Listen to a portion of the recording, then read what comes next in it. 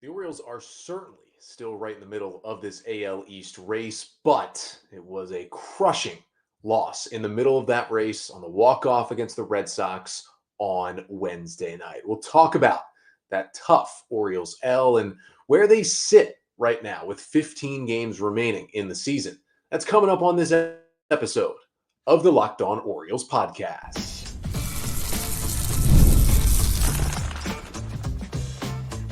You are Locked On Orioles, your daily Baltimore Orioles podcast. Part of the Locked On Podcast Network, your team every day.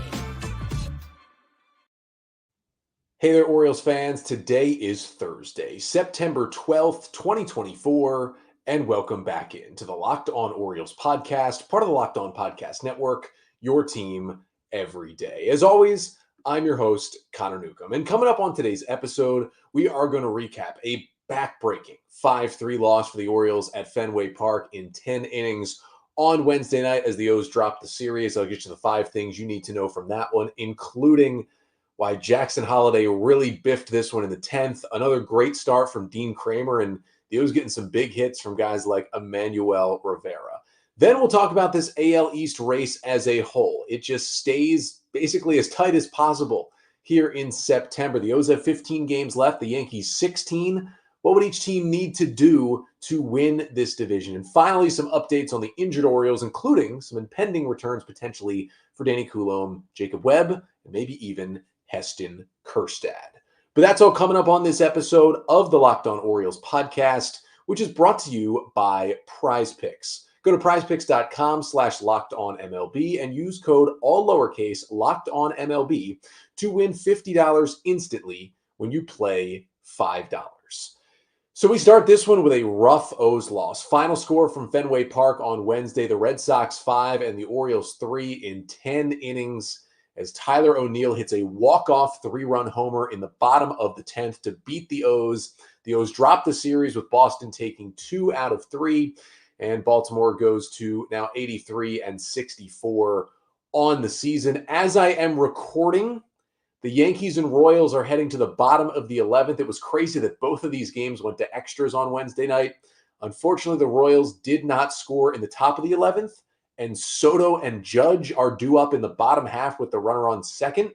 So I am assuming the Yankees, hopefully not, but I am assuming the Yankees are about to walk this off and extend their lead to a game and a half over the Orioles. But I'm still going to get you the 5 things you need to know from the Orioles loss to the Red Sox. And the first thing you need to know is, well, Jackson Holliday's struggles really hit a new level on Wednesday night. Now, he still hasn't been anything close to how bad he was, 2 for 34 in that first stretch in the big leagues, went back down to AAA, got better, suffered an injury, came back. And honestly, he hit that grand slam in his first game. He was a solid contributor throughout the month of August. He had a 95 WRC+, who was basically a touch below a league average hitter. He ran bases well. He played really good defense at second base. He was a plus contributor hitting at the bottom of this Orioles lineup for that entire month he came back. Wasn't lighting the world on fire, but he was helping the Orioles in August.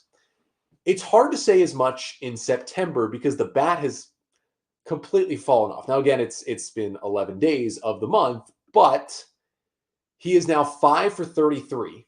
That is a 152 batting average in September with 10 strikeouts and just 1 extra base hit. That was a double on September 2nd. That's what Jackson Holliday is working with in the month of September. Now, he has still been running the bases well, and he has still been playing generally really good defense at second base. And even with his struggles, I get comments, you got to bench Jackson, send Jackson down to AAA. First of all, there's a week left in the AAA season. What's that going to do for Jackson Holliday? The other thing is, who are you going to play at second base? Ramon Urias, Jorge Mateo, Jordan Westburg are all currently on the injured list.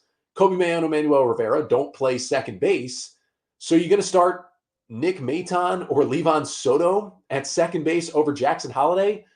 Even with Holliday struggles, absolutely not. You're going to do that. Maybe once in a while, Soto got to start, I believe it was Sunday or Monday, and Holliday got a day off. And we saw Maton get a start or two. It might happen every once in a while, but you're not giving them chunks of playing time over Jackson Holliday. So you're going to roll with Holliday. You're going to try to let him work things out at the big league level. And so far, it's been good defense, up and down bat that we've seen in this second major league stint. But on Wednesday night, and listen, the Orioles only scored 3 runs. They scored 2 in the first 9 innings. The Orioles could have gotten bigger outs at different spots. They could have done a lot of things. It's not all on Jackson Holliday, but Jackson kind of gave the game away in the bottom of the 10th on Wednesday. The situation was runner on second, 1 out, Orioles leading 3-2 in the bottom of the 10th inning with Keegan Aiken on the mound, facing the right-hander Romy Gonzalez. And Gonzalez, now to be fair, hit a hard ground ball. This was not any kind of soft six-hopper. It was hit 107 off the bat. That is still a fairly tough ground ball to field, and it wasn't a clean hop either.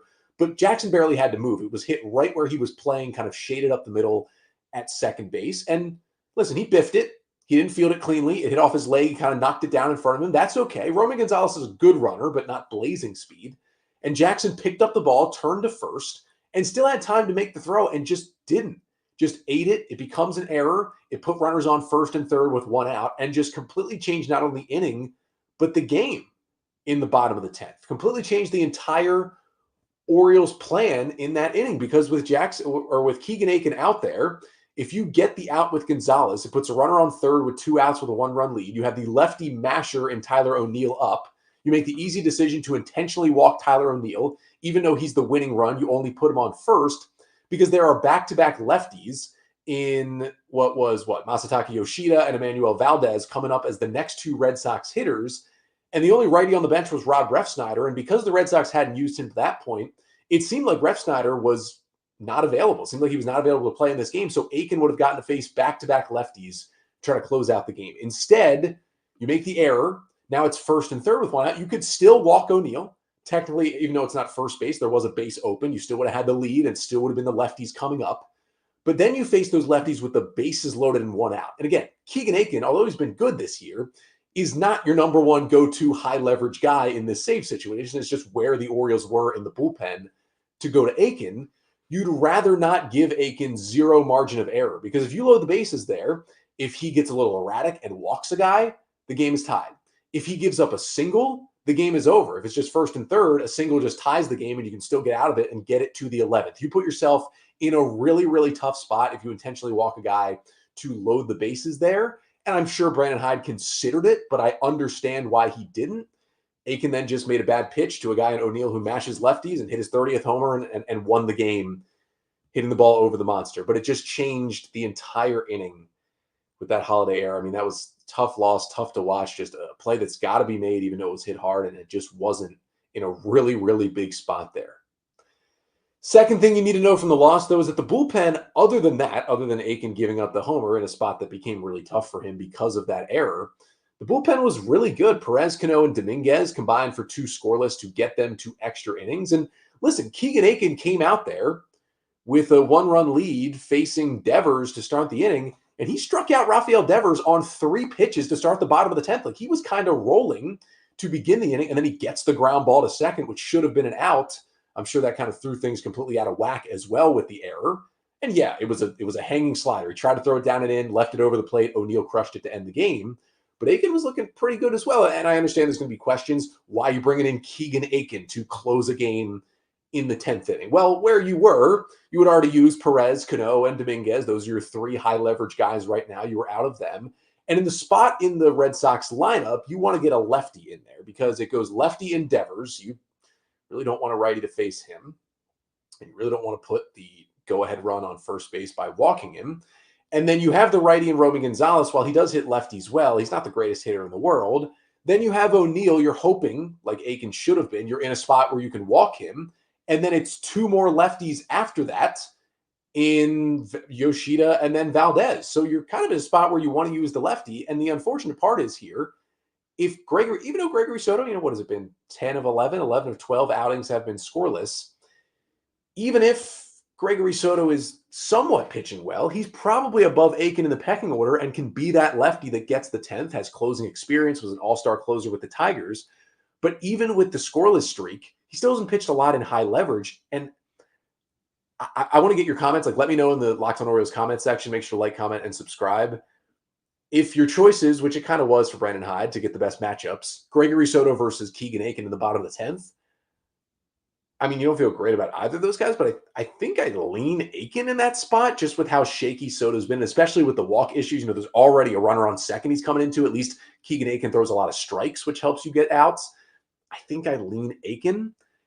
And you probably don't want to go righty there. Not that there were a lot of amazing righties left in the bullpen. I mean, you could go Matt Bowman. I'm certainly not going Cole Irvin. I don't think people want to go Craig Kimbrell in that spot.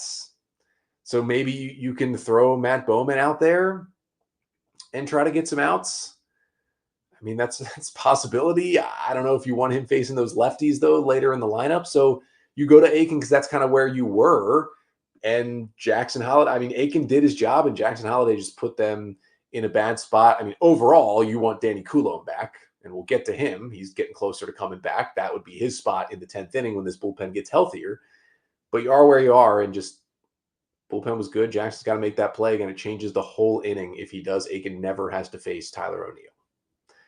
Third thing you need to know from this one is that, well, even though they lost the game, the Orioles actually got a big hit with a runner in scoring position in the top of the 10th inning. It was Emmanuel Rivera, who after Holliday had a fly ball that was deep enough to get Austin Slater, the zombie runner, from second to third with one out in the top of the 10th, Rivera just chops a ball through the drawn-in infield for an RBI single to put the Orioles up 3-2 against Greg Weissert.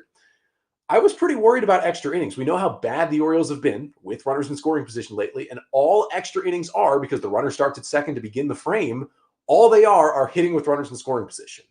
So that worried me a little bit with the Orioles going into that spot. But how about Emmanuel Rivera getting the start at third base, having a big game that we'll get to, and coming through with the big hit? Now, it was unfortunate that the O's only got one. You really try to get multiple runs as the road team in extra innings now, but at least they got the hit and got the one. And I started to think about it because I felt myself getting really worried about their hitting with runners in scoring position when the 10th started. And then I was thinking, like, I felt like they haven't been in extras in a while. Well, that was their 10th extra inning game. The Orioles now 5-5 in extras this year. It has been a while. July 25th was the last time the Orioles played in extra innings. You got to go pretty far back. And really, that was around when the struggles were beginning offensively with runners in scoring position, but they weren't full-fledged. That was that crazy game in Miami where Kimbrell blew the, 3-run save, and then the O's got a run in the 10th, and Cito Perez closed it out to avoid the sweep. But then before that, okay, that was one game. They got the run, they got the win. Before that, the last extra inning game before that was June 19th. That was back when the Orioles offense was humming. That was a win at Yankee Stadium. That's when the O's are swinging it well. So they've now only played 2 of their 10 extra inning games when they've had these runners in scoring position problems. So I was kind of right in my initial thought. Like, they haven't really been in this spot since they started struggling here. But they got the one hit, at least, that they needed. Unfortunately, as we mentioned, things didn't go their way in the bottom of the 10th. Now, the fourth thing you need to know from the loss is the Orioles offense before extras, well, it was not much. It was really just a couple of home run balls. Nick Pivetta pitched well. The Red Sox bullpen was good, and the O's got 2 big swings. One from Emmanuel Rivera in this game that put the Orioles up 1-0 and opened the scoring in the third.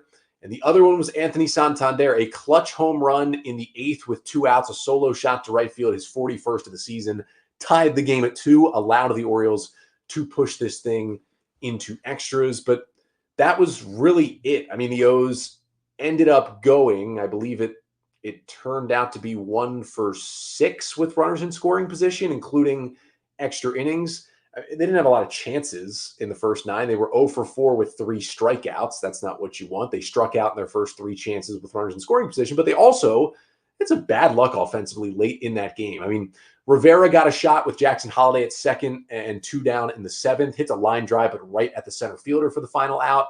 Before the Santander home run with 2 outs that tied the game in the 8th, Gunnar Henderson smashed a ball to the wall that a leaping catch was made. Cedric Mullins had a line drive right at the second baseman.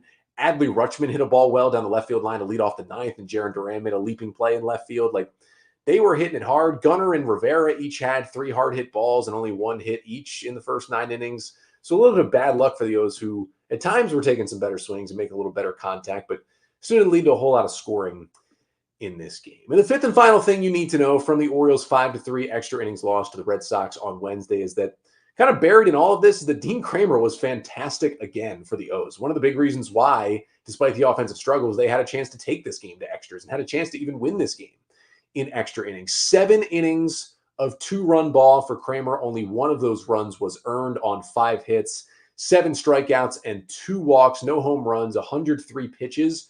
just 2 hard hit balls by Red Sox hitters in 7 innings. So even some of those 5 hits were just bad luck, some doinks, some dinks, some little duck snorts out into the outfield against Dean Kremer. Like, he was just really, really good. And what the plan was just pump the fastball. He was basically 50% four-seam fastballs in this game. He got 11 whiffs on 26 swings against the fastball. He mixed in the cutter and the curveball and the splitter, and they were solid at times, certainly. But it was just four-seam fastball, 93, 95. Let's see you hit it. And the Red Sox really struggled to hit it against Dean Kremer. What was also cool was, for the first time all season, Kramer faced a batter on Wednesday night for the 4th time in a game. There was 2 outs, nobody on, bottom of the 7th, Orioles trailing 2-1. He had gotten the first 2 outs of the inning. He was at 96 pitches, and the lineup flipped over when the Red Sox have 3 straight lefties in Jarren Duran, Rafael Devers, and Willie Abreu. Keegan Aiken was ready to go in the Oriole bullpen, and I just thought Hyde would probably make the move to get the lefty in there. But he allowed Kramer to at least face one more batter, and it was Duran for the 4th time in the game, and he got him to pop out to end the inning. It was a long battle, but he got the pop out. His 3rd start of 7 innings this year, but the first 2 were in April against the Pirates and the Yankees, so it's been a while for Dean. And he has just been great. And it's like that line drive off the wrist, just not impacting him at all. His last 5 starts, not including the one where he left in the 4th inning after getting hit on the wrist by a line drive in Colorado, the 5 starts surrounding that one, 31 innings, 21 hits, 6 runs, 29 strikeouts, 12 walks, 5 or 5 quality starts, and a 1.74 ERA for Dean Kremer in that stretch. He has always been a guy throughout his entire big league career who has pitched better in the second half, has pitched better in August and September down the stretch, but it is a new level of Dean Kremer right now. With all these injuries, the question mark still about Grayson Rodriguez, it's just a huge boost to the O's. And unfortunately, they couldn't do enough offensively to win this game, but Kramer was awesome. A tough place to pitch and a tough offense at Fenway on Wednesday night. But it was not a good night for the O's. Not only did they lose in extras, the Yankees, as I'm recording here, won in extras on an infield grounder and a throw home that wasn't very good. They beat the Royals 4-3 in 11 innings. So their lead is back up to a game and a half over the Orioles. But the O's are still in it. 15 games left, a game and a half. You can certainly make that up. But let's look at the schedule. What do the O's need to do against which teams? And what do the Yankees need to do for the Orioles to come out on top in this division? We will talk about that coming up next. But first, this episode of the Locked On Orioles podcast is brought to you by Prize Picks, America's #1 daily fantasy sports app with over 5 million active members. How do you play Prize Picks? Well, you download the app, and then all you do is pick more or less on 2 to 6 player stat projections and watch the winnings roll in. And here's where it's easy at Prize Picks. 1 passing yard for Caleb Williams every week gets you 1 win on Prize Picks in September. That's 4 weeks of free W's. So don't miss that deal at Prize Picks, because sometimes you just need 4 wins to get money. There's one easy one. You put in the rest of your lineup, whether it's football, whether it's baseball, doesn't matter. It's quick and you can win cash. So download the Prize Picks app today and use code LOCKEDONMLB and get $50 instantly when you play $5. That's code LOCKEDONMLB on Prize Picks to get $50 instantly when you play $5. You don't even need to win to receive the $50 bonus. It's guaranteed. And that's at Prize Picks. Run your game.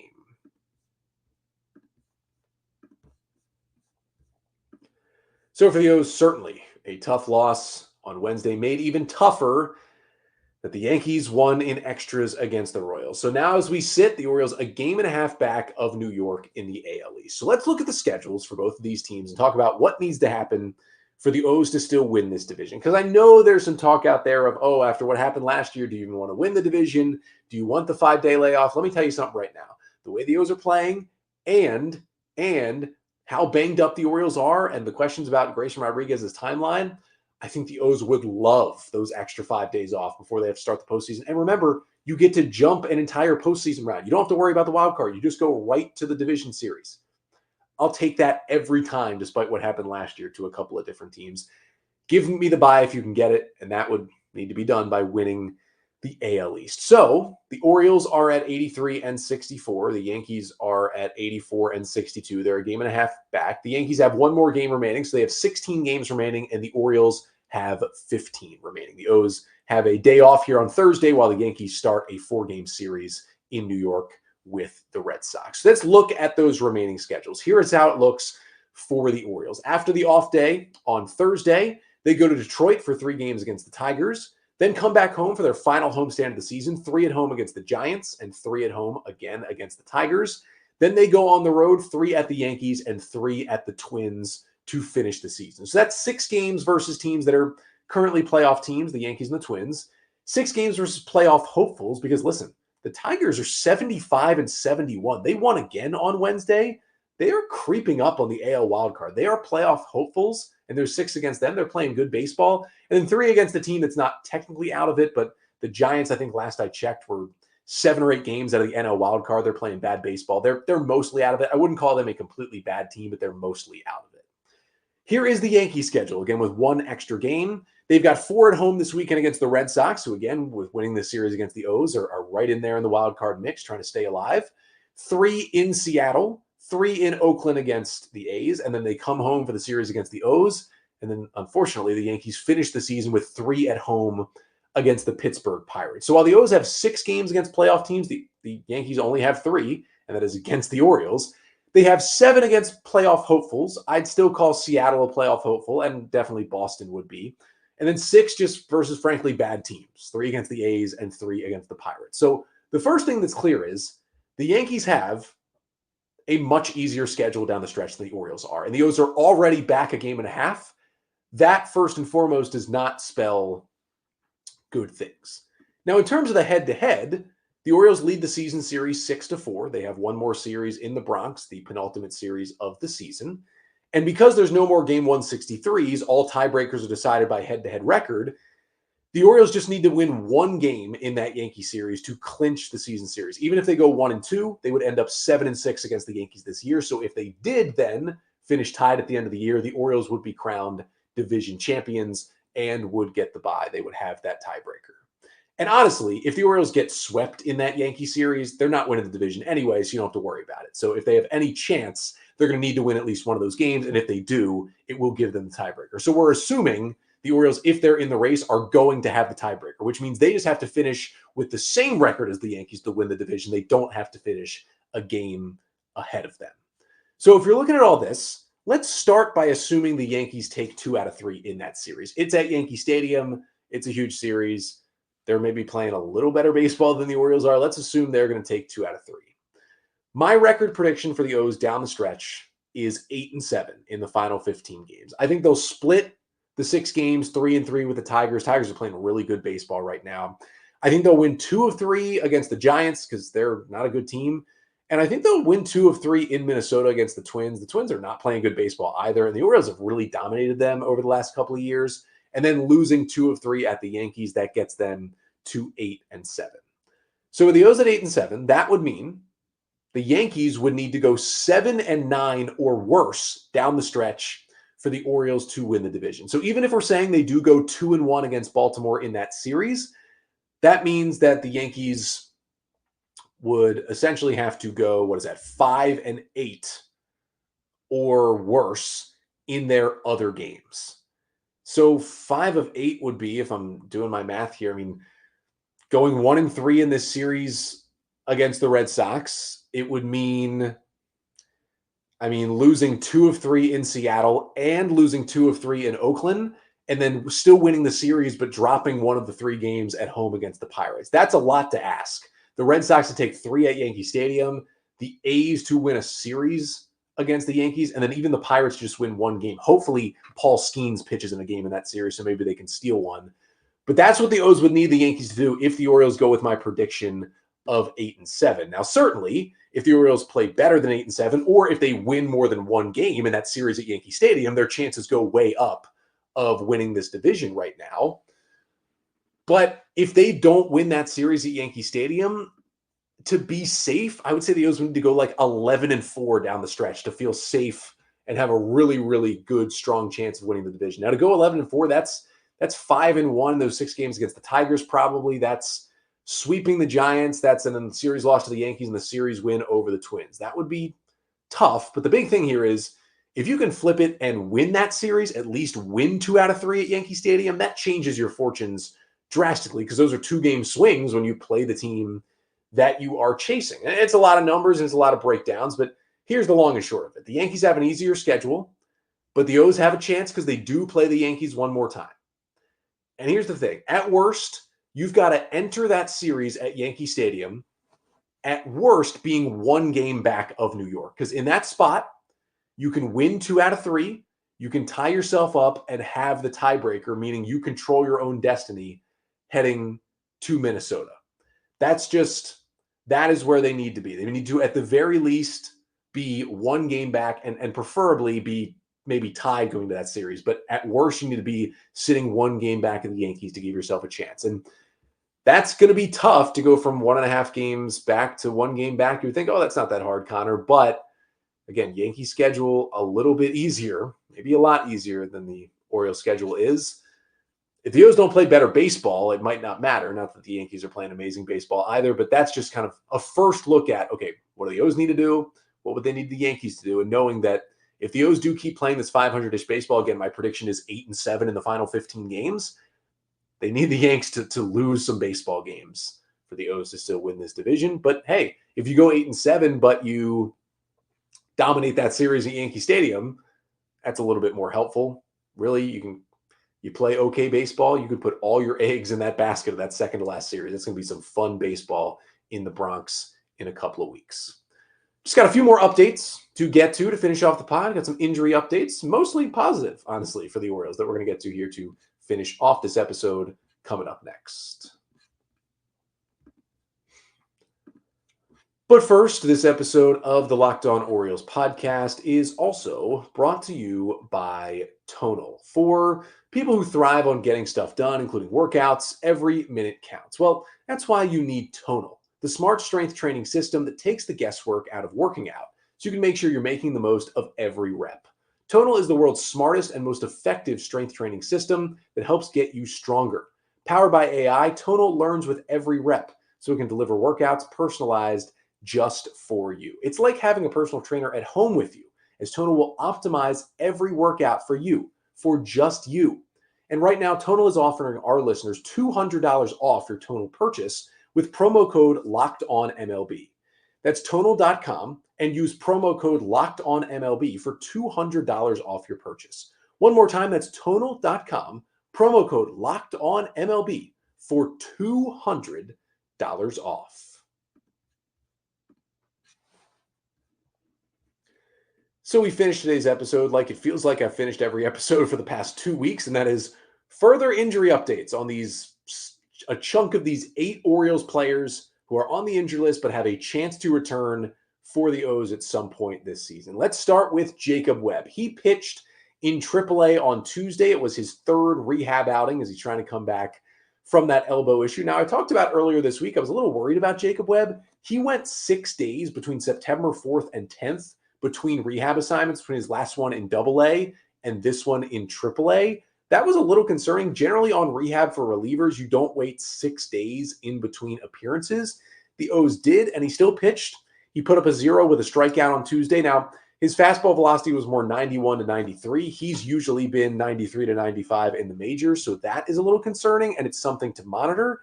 And the way that the Orioles have talked about Jacob Webb as he has gone through this rehab process, that his first outing was on September 1st, so it's been almost 2 weeks now.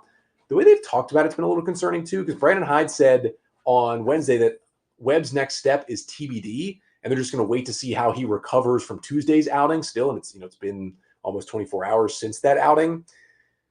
They didn't say anything about it when he didn't pitch for 6 days. So I'm a little concerned that Webb is maybe not bouncing back like he wants to. Now for Danny Coulombe, hopefully he is bouncing back better. He had his first rehab outing Wednesday in AAA for the Norfolk Tides. I watched the 7th inning he threw down in Durham on Wednesday. Scoreless inning, allowed a double, got a strikeout. Breaking balls looked really, really good. The command was elite. Like Webb, his velocity was a little down. His fastball sat 88 to 89 when he's at his peak, more 90 to 91 with a sinker and a four-seamer that he doesn't throw a lot because he throws so many breaking balls, but still a good pitch for him. He still located it well, just velo was a little down. hopefully that's just more first rehab outing stuff. Brandon Hyde said he still needs to, throw a little bit more to get that velocity back, and hopefully he'll build it back up. Luckily, neither him or Jacob Webb are really like super reliant or super fastball reliant relievers, so that helps. But feeling a little more positive about Coulomb than Webb right now in terms of them rejoining the Orioles bullpen. Grayson Rodriguez threw another side session on Wednesday. That's the only update we have, but it is a positive one as he tries to make his way back.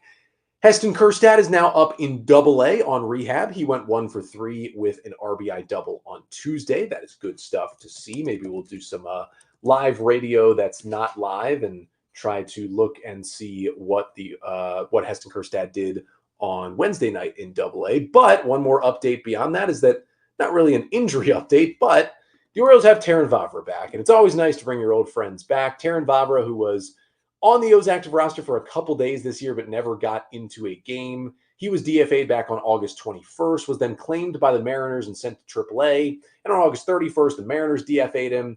He cleared waivers, but was able to elect free agency, and he did so on September 5th. I immediately said to myself and others, minor league contract from the O's coming in. And wouldn't you know it, 2 days later, September 7th, the Orioles signed him to another minor league contract to get him back in AAA, which, hey, he is depth. He is a guy the Orioles know. It is always good to have him back in the fold. And hey, another good sign for Heston Kjerstad. He went 2 for 5 with a couple of singles and an RBI on Wednesday night in Double-A Bowie on rehab. So that is good stuff as well. But that'll do it for today's episode. Thank you so much for tuning in. Again, as I mentioned, the Orioles are off on Thursday before they head to Detroit for a big series against the surging Tigers Friday, Saturday, and Sunday. We will have one more episode coming up this week, looking to potentially do another live mailbag. So keep your eye on the Locked On Orioles YouTube page for a Thursday evening live mailbag. Get your questions in and join us live on the Locked On Orioles YouTube channel. But until then, I'm Connor Newcomb, and this has been the Locked On Orioles podcast, part of the Locked On Podcast Network. Your team every day.